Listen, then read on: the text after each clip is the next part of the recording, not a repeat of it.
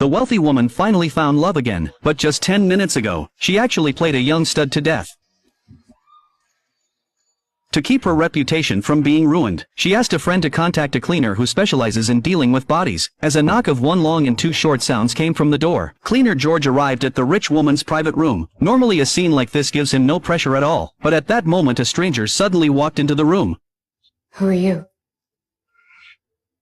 I'm here to take care of your problem. The rich woman looked confused. She did not know whether the man in front of her was friend or foe. Then Pete pointed to a 45-degree angle. There was actually a hidden pinhole camera on the hotel curtain. Then Pete told the rich woman to answer the phone. It turned out everything that happened in the room had been secretly filmed by the hotel owner. The man was worried that the death of the young stud would affect business, so he sent Pete to clean up the mess. But the rich woman had already called George to come earlier, so after the two talked it over, they decided to let two cleaners work together to deal with the body. Hello? No.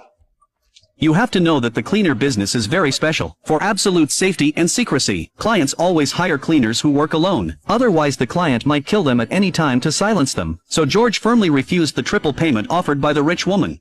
You're on those tapes too. Forget about me. If you don't finish the job, she's got you. On camera.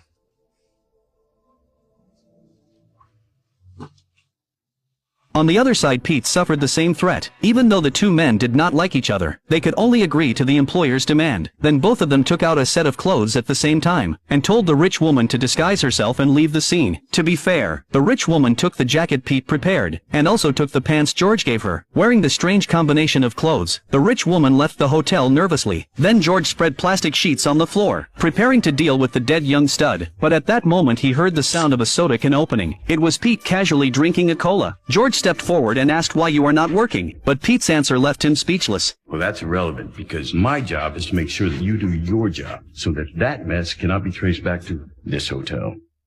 Less difficult. So you're just gonna sit there and slurp your soda? I'm going to supervise. Fuck you. George could only keep working helplessly, but while Pete was enjoying himself, he suddenly saw a backpack behind the television. Pete opened it and was extremely disappointed. Oh, shit.